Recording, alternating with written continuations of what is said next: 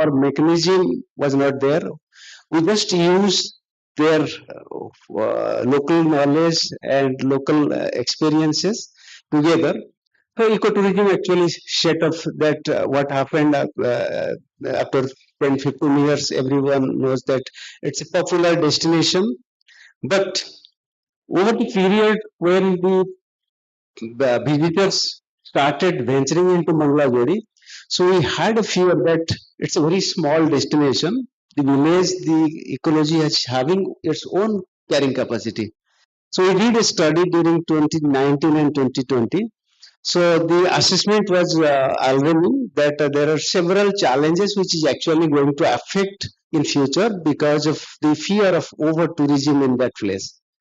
So what we did, few challenges actually we derived. One is the fast growing of water hyacinth in the wetland. Second one was the water contamination is going high because the catchment villages, the people are actually using a lot of chemicals in place. So that is actually somehow contaminating the wetland and it has its own repercussions. Then we actually started designing another program which has layered around 15 catchment villages.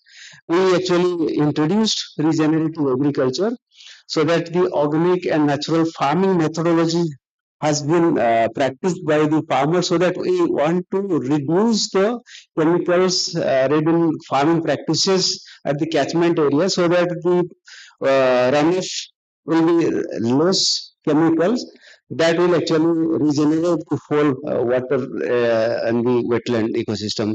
So that is how actually we saw that regenerative agriculture can be a complementing factor of the ecotourism sustainability in place. So I'll stop here.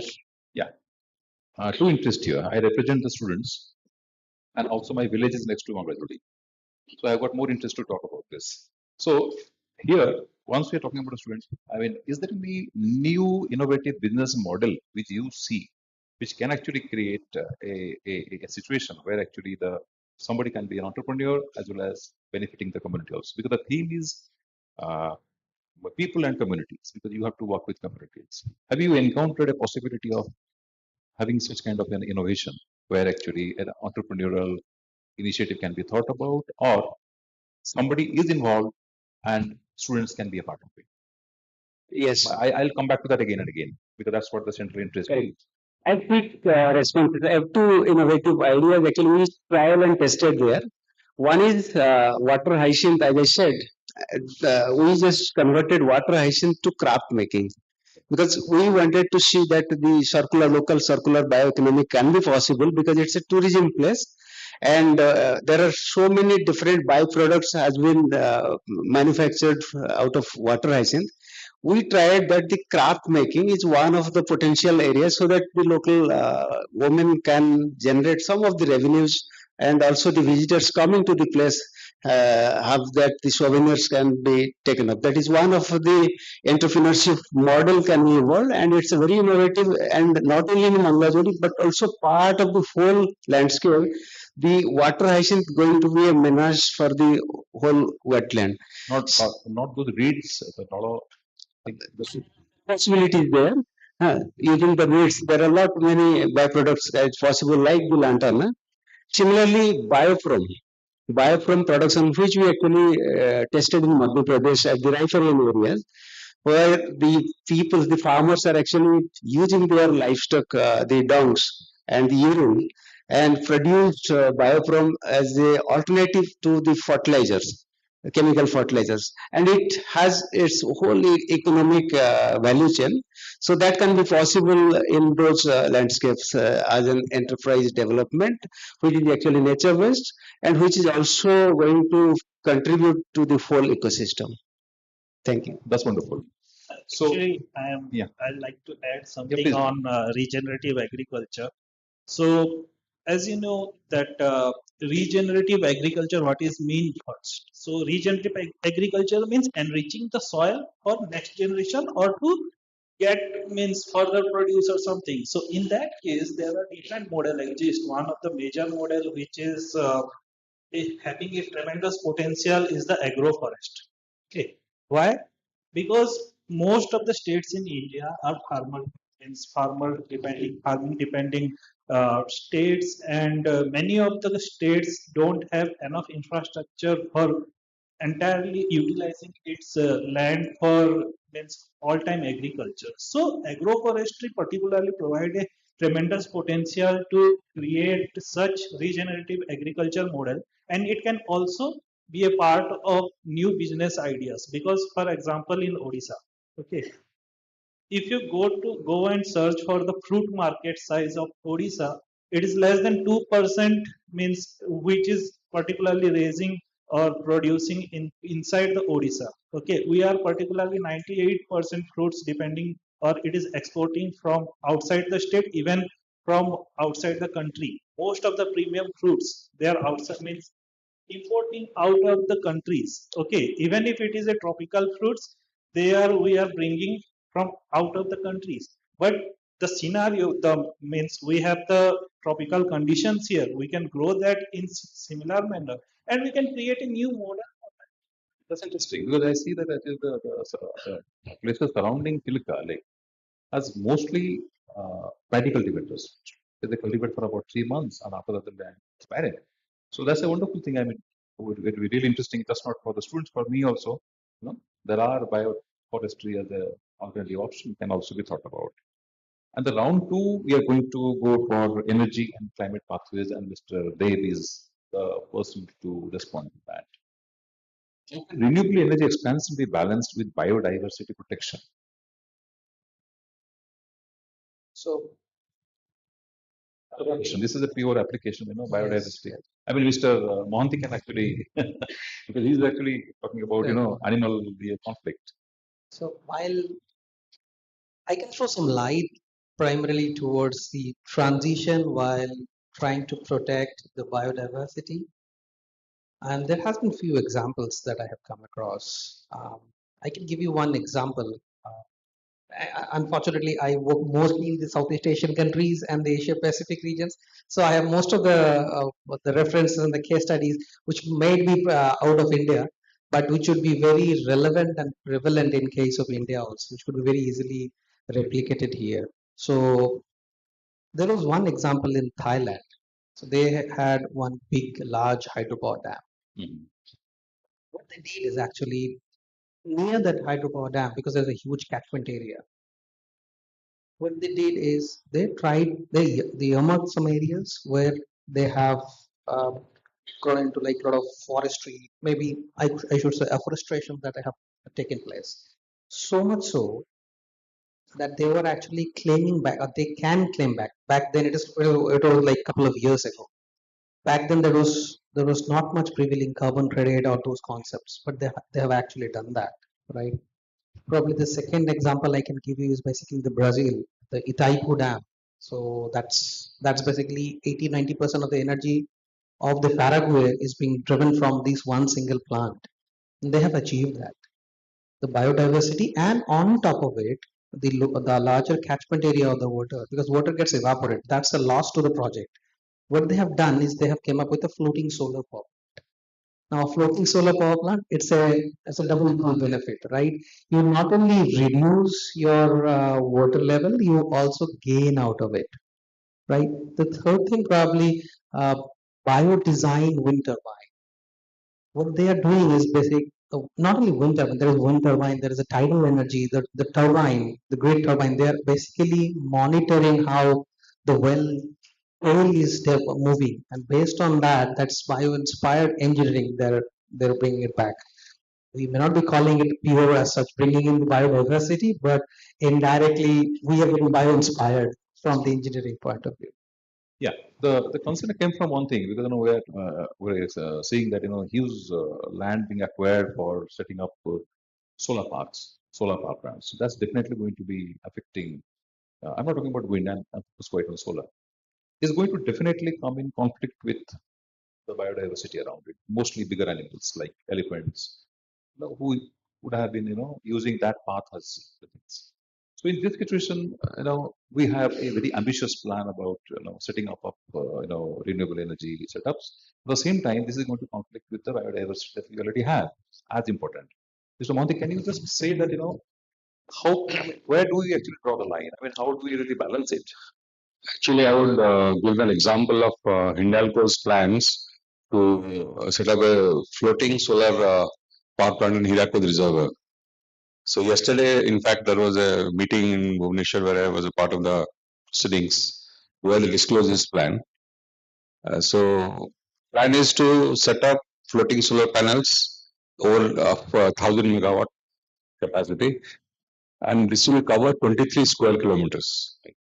So just imagine the impact on water quality and aquatic organisms, aquatic plants, and the photosynthesis happens inside the water.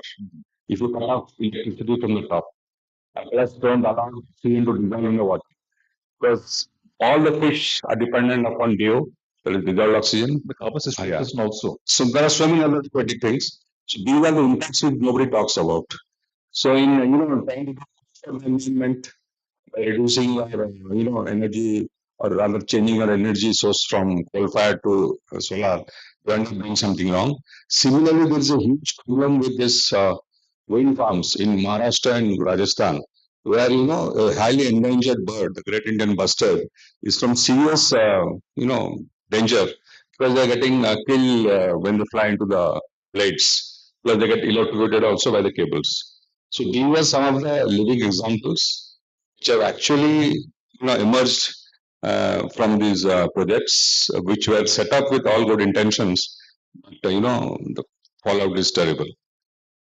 So if I It's very can just clear. add one thing here. Please go ahead. So one point that you rightly mentioned, that there will be a conflict. You will eventually be into the conflict zones, and people who are non-propagator of the renewable energy. So this is the one big claim they say that what is the footprint, right? Maybe if you have a coal plant, that might be in this place, whereas in the solar plant, for the equal amount of energy, you might need a like 4x, 3x amount of land for that, right? So there is one. First of all, let's agree that you may not be able to completely eliminate it, but you may be able to reduce it to some extent. There has been uh, few very shortcuts that has been taken from renewable energy, solar plant particularly, where they are having a bit of uh, putting the solar plant on a height and maintaining a corridor for the, let's say if it is in some area where you expect some animal to pass through, so you are giving them a passage as well. So that is one thing that I can think of. It is like an agrovoltaic farming. So particularly new trend coming, like utilizing the farmer's land to establish the solar plant, so that the crops that are depending upon partial shade or something. So in that cases, particularly we can install the solar plants and using that farm. Particularly that model is called as agrovoltaic farming model. So this can be a solution, but it is not suitable for all conditions. It's not suitable for all crops. But yes, some of the main solutions can be driven through this way also. So there's no denial of the fact that whatever human does has its own impact on everything around it. Whatever we do, other than taking a walk perhaps. So whatever we do, so once we with all best intentions, yeah. Yes. So with all best intentions, we go about doing something, but we end up damaging something on the way. Now the question is, we have option one, option two. We are in an existential crisis. I mean, our selfish interests are all in from 1 to 7. So looking at all these things, we have to take a risk benefit analysis. Option one versus option two. Which one is doing the least damage? So as I said, you have to start with this assumption that whatever we do will damage something. So looking at that option one and option two, we have to evaluate and come up with a typical, is a thing which is relevant to that situation. The problem with policy and implementation is that these things are designed centrally, and we have to have it is a very strong federated system of consultation. We should allow to discover that they have to come up with their local solutions instead of ने बोला है कि 10 gigawatts हम करेंगे, and the whole bureaucracy runs around to really do it with causing huge damage. So again, such kind of consultative processes takes time. Are we ready for that? Or just one review meeting, next day we want 20 gigawatts installed. So these are all the challenges we have to face. But again, we have to say that are we reducing our consumption? Mr. Ghosh, as he said, that how many traces we have, how many kilometers you are logging in our car, what is the next aspiration level, how many apartments you can. After a technological solution or a bio-inspired or a bio-mimic solutions, we are the best things available to do to ourselves. Are we doing enough? Let's ask the questions every time. So coming to the third, that is biodiversity and governance. My question will be to Mr. Antrayami Pradhan. How can biodiversity credits and NBS framework remain scientifically robust? So It is open to anybody who would like yes, to participate.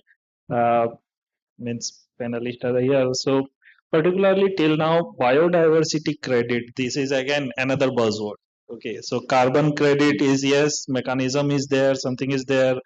Maybe few days back I have means I gone through some report that first biodiversity credit project has been registered under certain registry or something, but I don't have much more clarity on that. But how we can particularly evaluate or estimate the quantum of the credit generates, particularly yes, through carbon sequestration analysis or forecasting, we can estimate the carbon credit potential. But what about the biodiversity credit? What are the components should we add?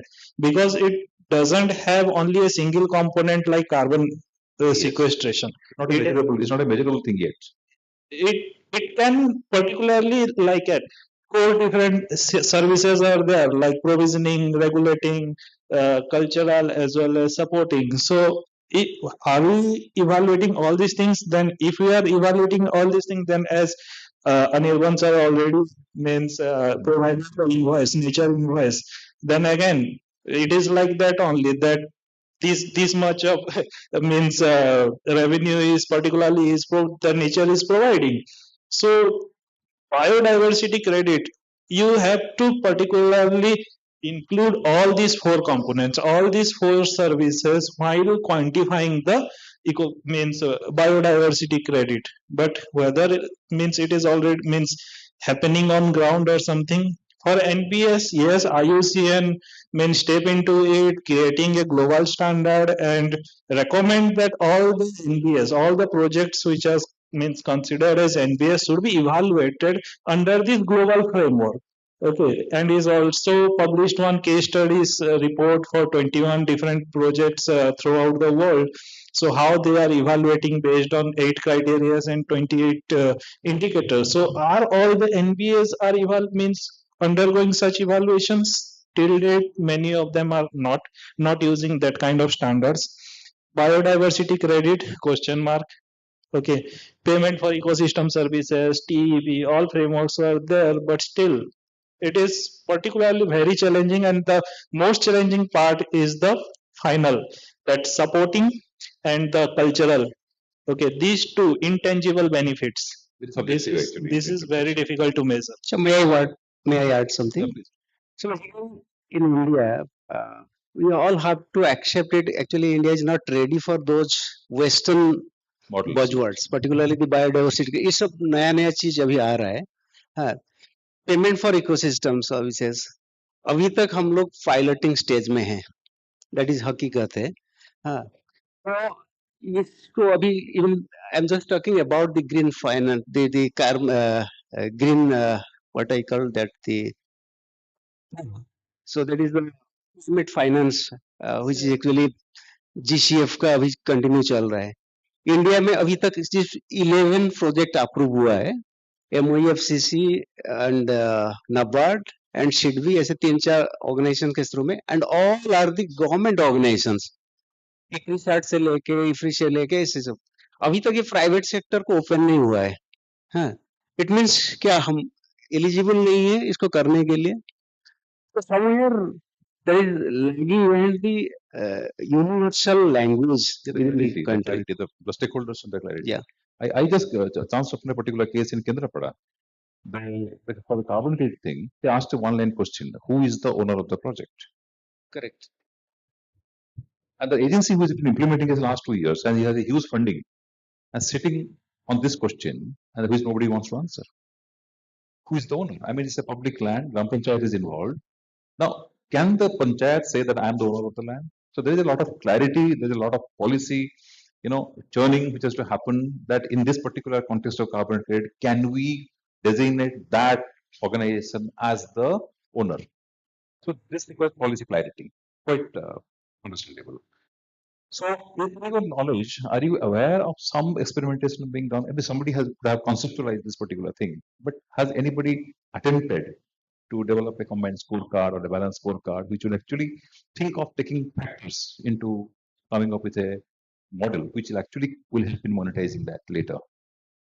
I don't know if such happening, or is just some imaginary word being thrown for a public No, discussion? there are certain reports already coming in, and particularly I have at present have no information on that. But yes, globally many different organizations are adapting different, or even working on means creating new framework, new things to particularly assess and quantifying this nature as well as all these things. So there are work ongoing. Scientific world is highly engaged in this world, but yes, I don't have at present don't have that much of clarity upon it. Let's see in future. Maybe sir have certain uh, experience.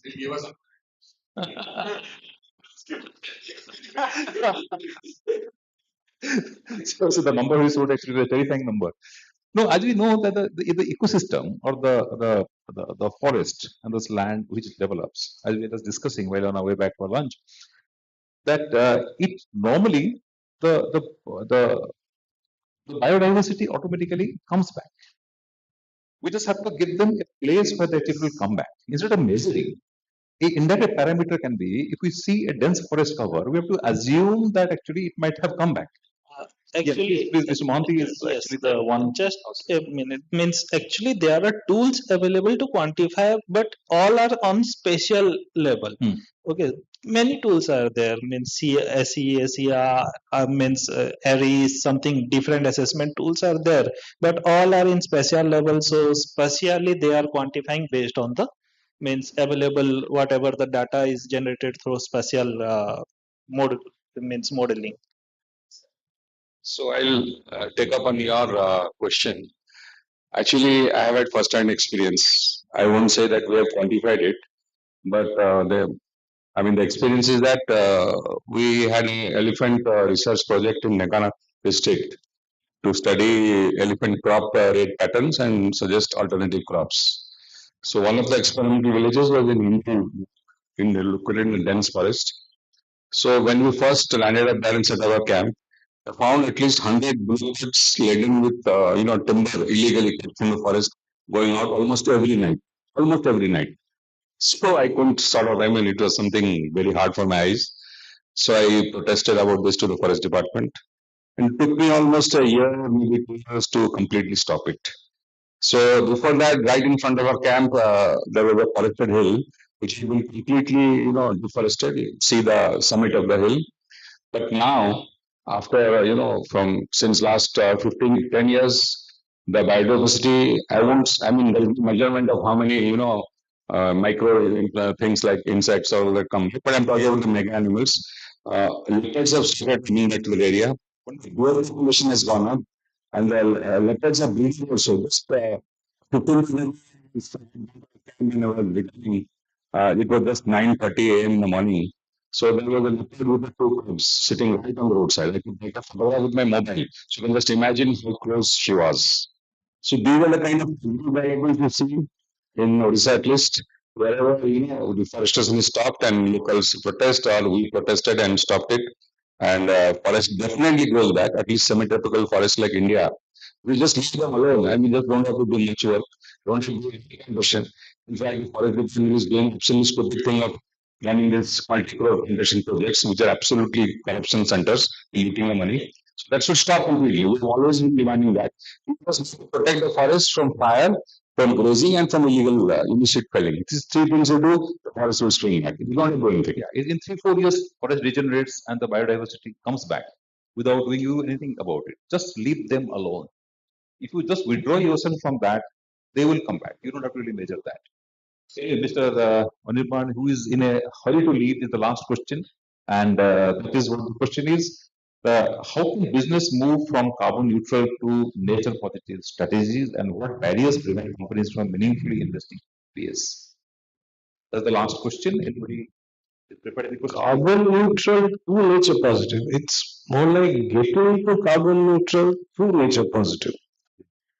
So interestingly, the in recent times, the Mahindra Group's sustainability motto is to be planet positive. Now, I say it's motto because how we will get to becoming planet positive, we don't know. So there are some things we can possibly do, but if we just take a step back, um, see, when we discuss all these various things, biodiversity, renewable energy, I think we lose focus on what is the one problem that we are trying to solve. Had it not been for that one problem, there would be no conversation on sustainability. And that one problem is too much greenhouse gas in the atmosphere. That's it. Now, the question then is, and we also know that corporations have a very big contribution. So the Guardian had said some 100 corporations contribute 71% of all emissions. Easy to understand: fossil fuel, coal, automobiles, and all of this. So the first thing we have to solve is figure out a way by which we can live a good life, run a good business, and yet keep reducing emissions. That's the journey we're on.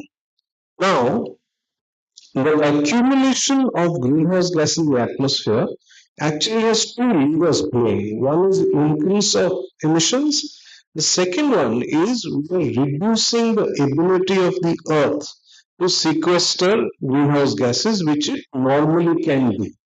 So one big thing that biodiversity does is enhance the capacity of the earth to be able to sequester emissions. There are many industries, some of them were mentioned in the conversations in the morning, who, if they do, actually enhance the biodiversity of the earth. So one should encourage them to do as much of that as possible, and every business can figure out a way of doing business without causing as much emissions as they're causing now. You take them together, you get to net zero. And that's why I said the path to net zero is through being nature positive, and it's not an ad in any way. Yeah, it's very well, very well said.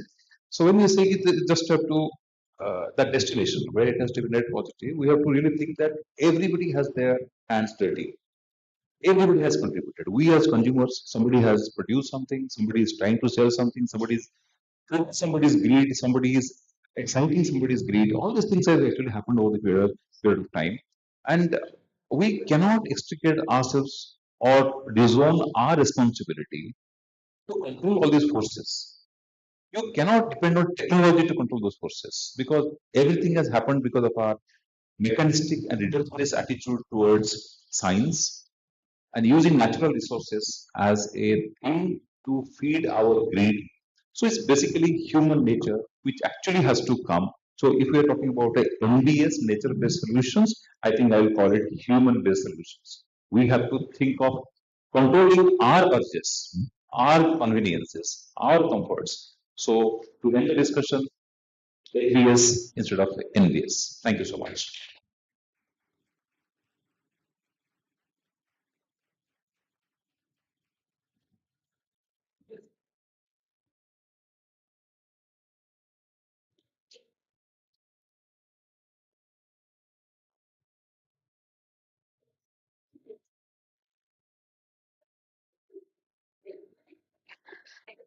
Thank you to our esteemed panelists for sharing their experiences and enriching today's discussion, thereby providing meaningful instances to reflect upon. We now open the floor for the Q&A session. Before that, can we have a huge round of applause again for our panelists?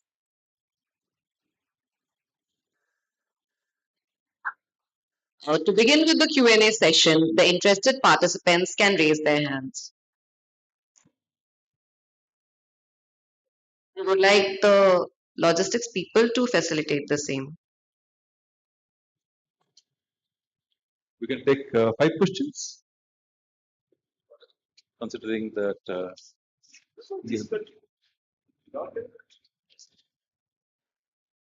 Good evening, panel. My question is open to the entire panel. It's in regards to biodiversity credits. So when we talk about green credits, which is an instrument that most companies are using right now, so whatever profits they generate, activities will not so this can be used for them to get some profit back. But green credits has an issue. That let's say I have planted so and so many trees, and tomorrow I have generated those credits and I've sold them to a different company. But due to a wildfire or for any activity, those trees are now been cut. The credits are still in circulation. So keeping this problem in mind, the future of the credit system for the biodiversity side of things and the green credits market. It is, yeah. So first of all, green credits. Okay, green credits particularly designed in India, designed by Ministry of Environment and Forest. And do you know what is green credit? Green credit is just means a organization can adopt a green credit by restoring a degraded land through means uh, restoring through plantation and all these things.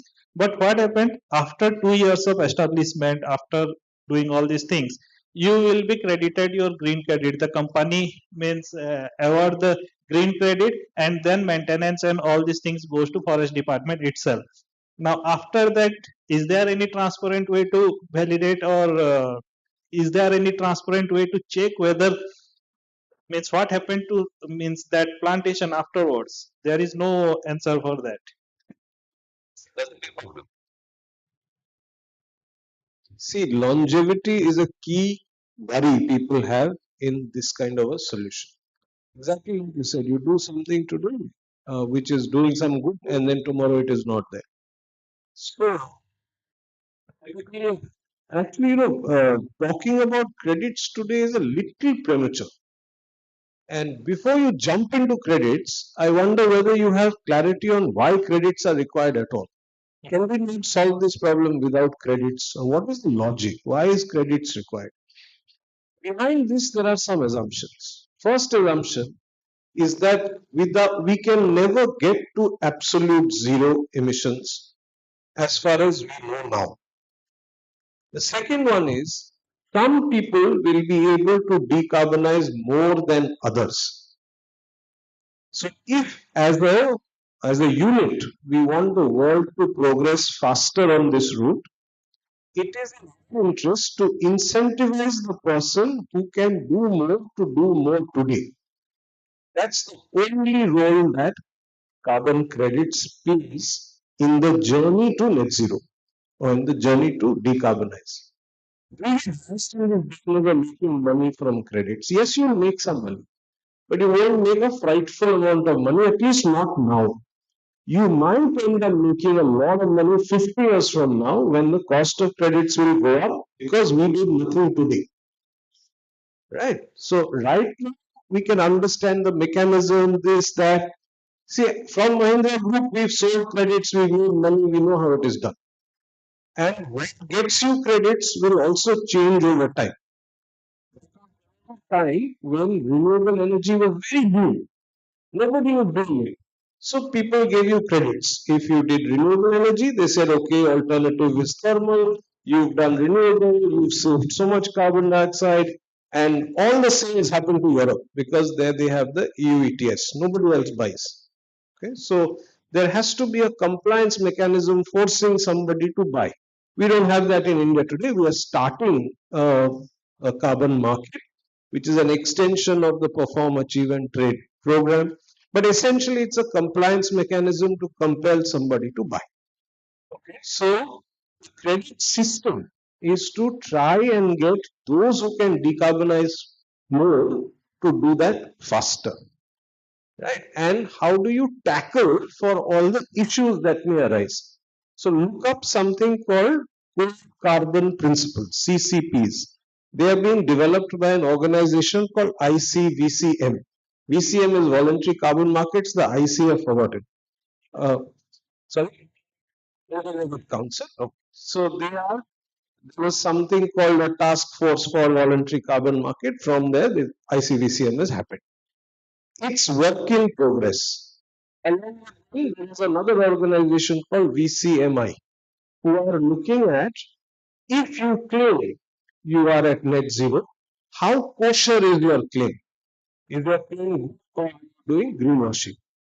These two organizations are likely to drive a, let's say, a good carbon market in the future. But today, I mean, it's not just you. Every other business wants to make money out of carbon credits. It's a little too premature to do all of that.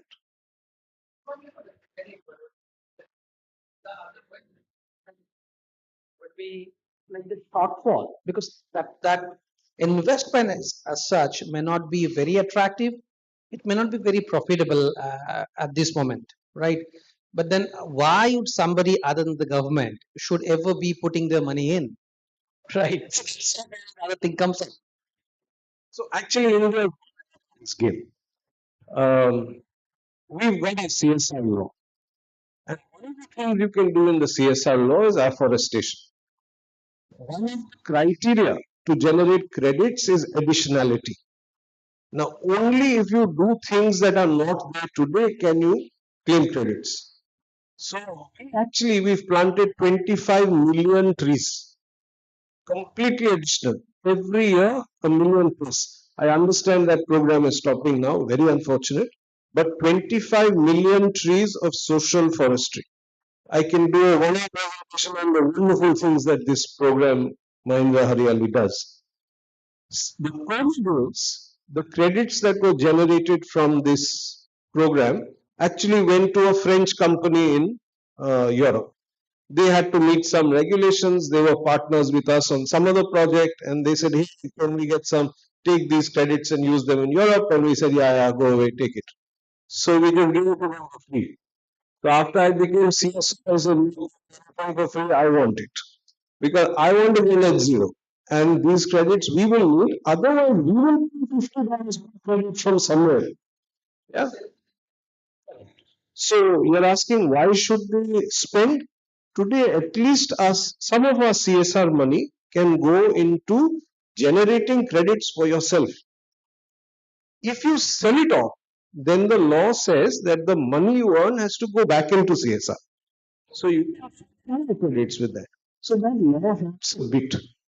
Um, there has to be a compliance reason, a compulsion of some kind. Either you will make money or the government will fine you. These are the two ways in which you get there.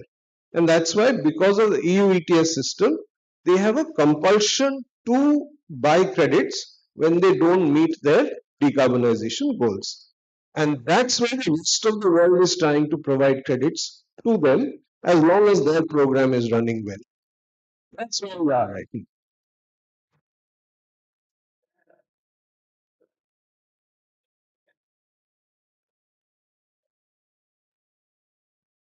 I think, yeah. Thank you, panelists, for the insightful answer. Due to time constraint, we would be taking one last question.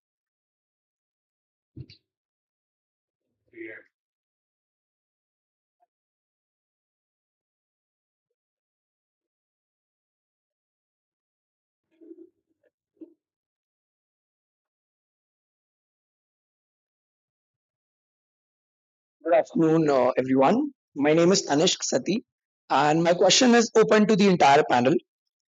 So, what do you believe are the roles that startups and green entrepreneurs are playing in advancing biodiversity linked solutions in traditional industries, as well as what could be the potential role that startups and upcoming green entrepreneurs can bring to the table and the market? Thank you.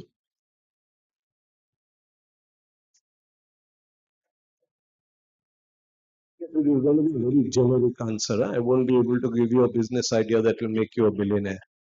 Okay.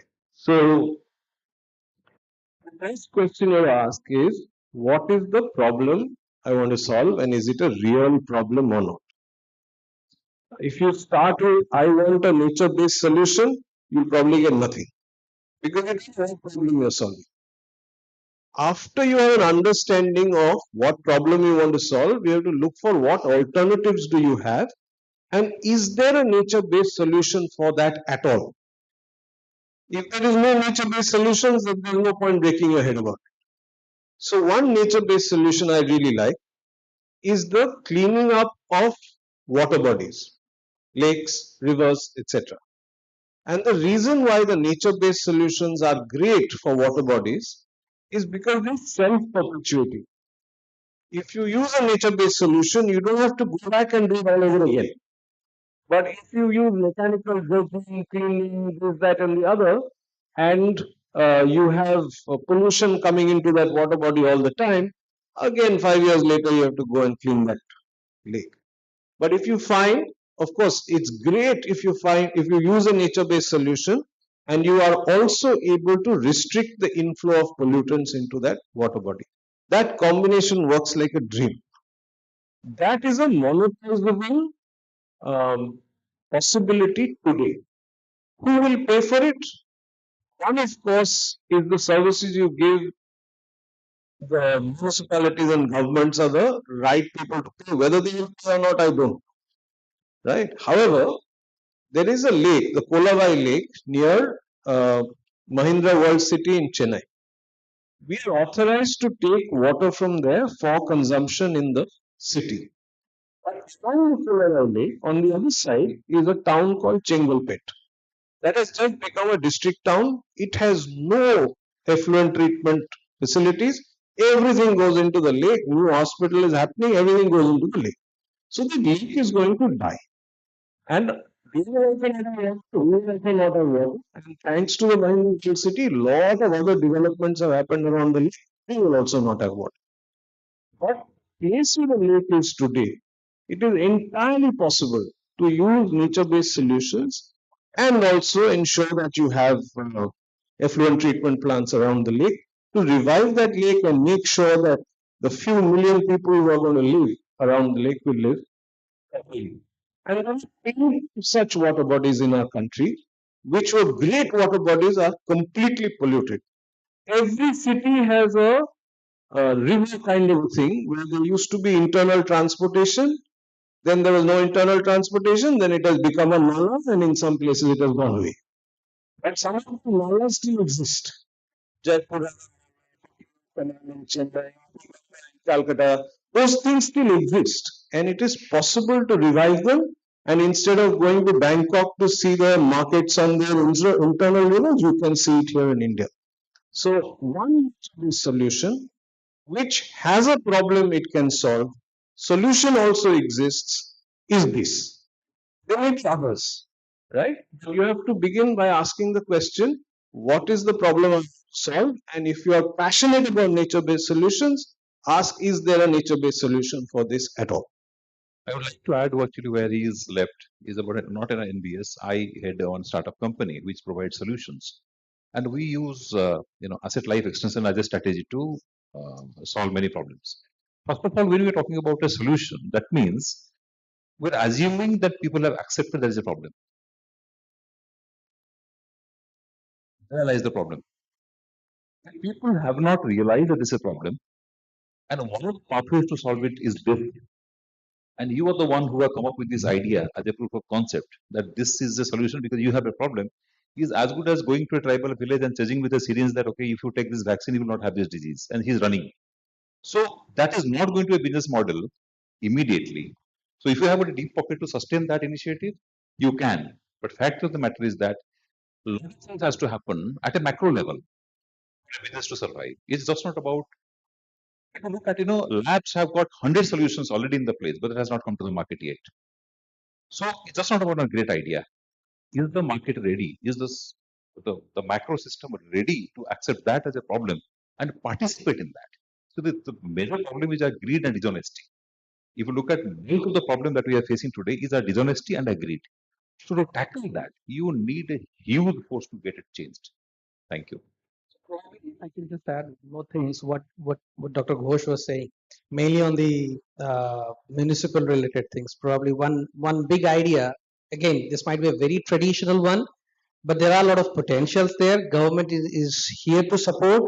There are few startups that are actually trying to work around it. Is mainly leveraging on the municipal solid waste. Now you can have waste to energy, but waste to energy in principle is not or cannot qualify as a nature based solutions.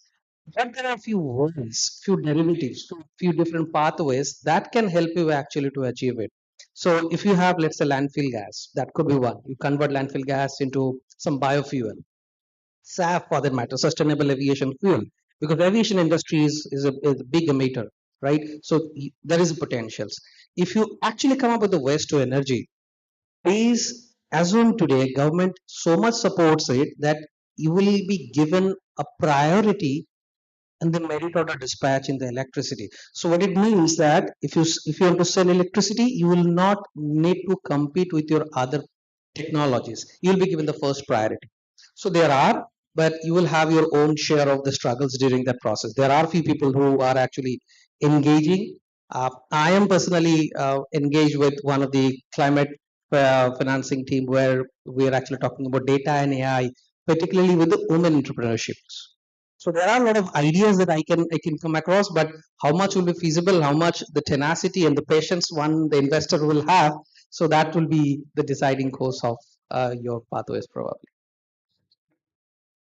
Also, one perspective. I'm not discouraging you.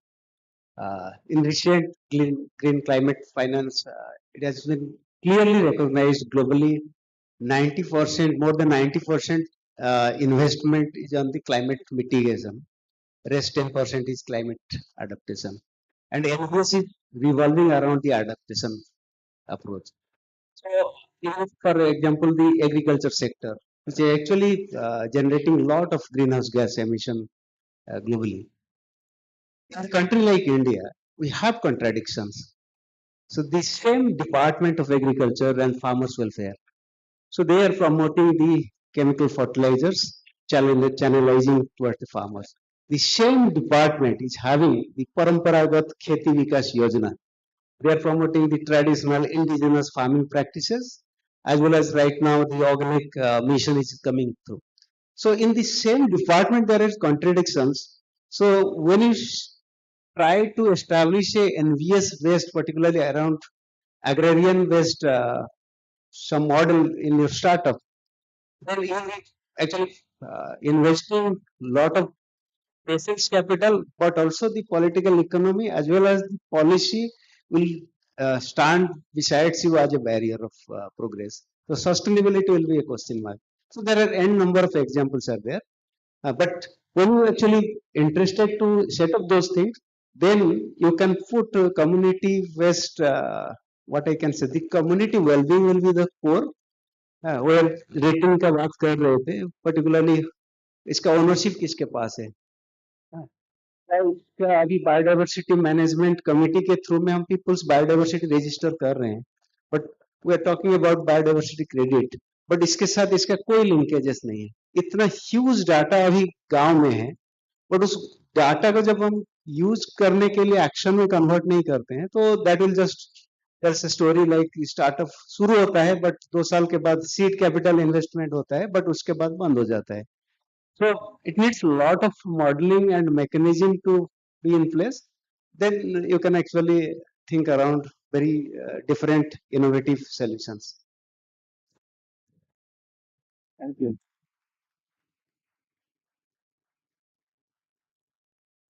Thank you so much, panelists and our moderator. This was definitely very enlightening and thought provoking. We can surely reflect on the sustainability aviation fuels and discover more nature based solutions in order to promote biodiversity and making India more sustainable towards the business future. Can we have another round of applause for our panelists?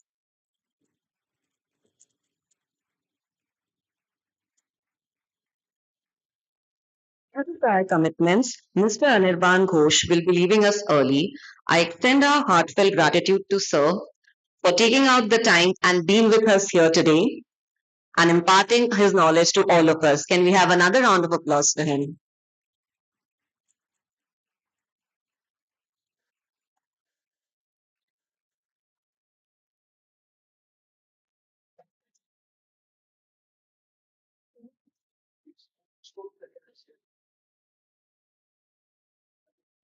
Now,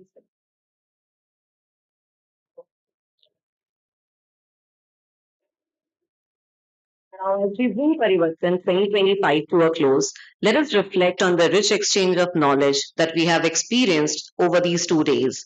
This conclave has reaffirmed that businesses thrive when ecosystems thrive. To formally convey our gratitude on behalf of Conserve and the School of Sustainability, I now invite Mr. Saptangshu Ghosh, coordinator of Conserve, to deliver the vote of thanks.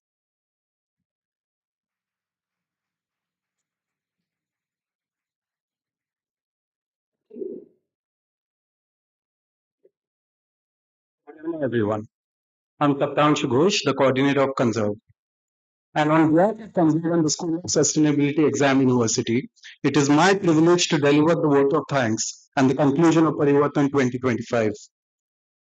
First and foremost, I would like to express our deepest gratitude to our esteemed speakers and workshop leaders for sharing their time, insights, and experiences with us. Dr. Ankarami Pradhan, Mr. Pradeep, Mr. Anirban Ghosh, Mr. Biswajit Mohan, Mr. Sanjeev Kumar Sarangi, Mr. Dr. Vinita Arora, Ms. Nivedita Narula, Mr. Nitin Cherukuri. Your thought-provoking discussions deeply rooted in the conclave theme have not only enlightened us, but inspired us to reimagine the role of business in driving sustainability. Thanks to our Vice Chancellor, Father Anthony, Father Registrar, FRS Anthony Raj SJ, and the CFO, Father V. Arukia Das SJ, and the deepest faculty and the dearest faculty members of the School of Sustainability for their constant guidance and encouragement in making this event possible. Sponsors and collaborators, thank you for your trust and continued support, which helped us organize Parivartan at this scale. I extend my sincere gratitude to my fellow committee members, the first year student volunteers, Jayanta sir, and all the banners. Your dedication and teamwork are the backbone of the conclave. Finally, the next community of NDSM and undergraduate students, thank you so much for the enthusiastic engagement, questions, and reflections that made the sessions truly interactive and meaningful. As we close, let us carry forward the spirit of Parivartan to act, innovate, and collaborate for a sustainable future. Thank you all.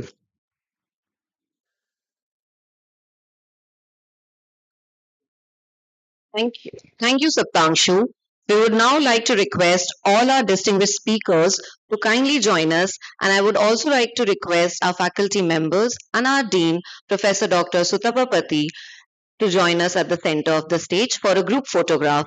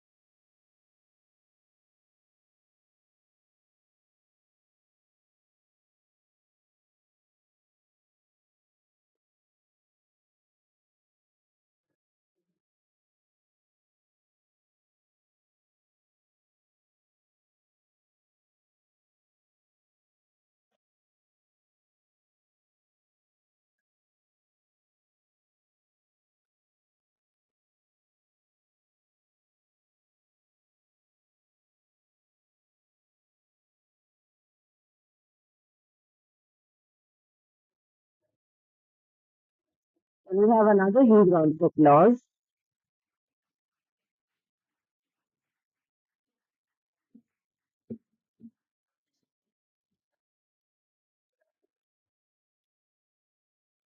Let's have a huge round of applause for our sponsors as well.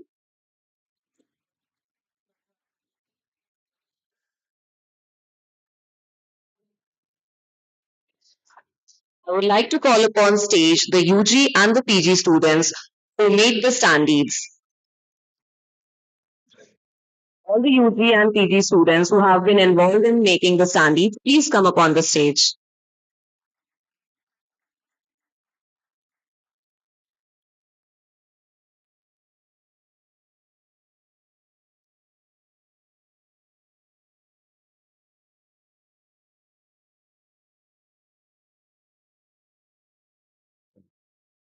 Thank you all for being a part of this journey.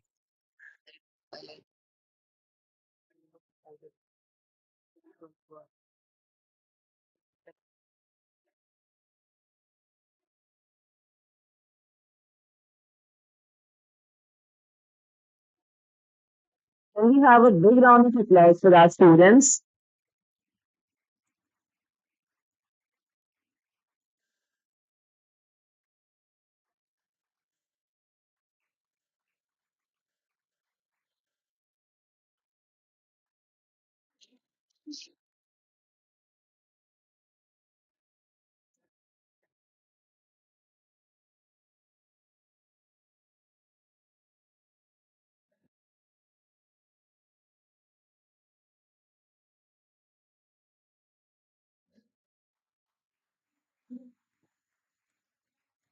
Now I would like to call upon stage Team Conserve, who toiled in day and night to put this event Parivartan.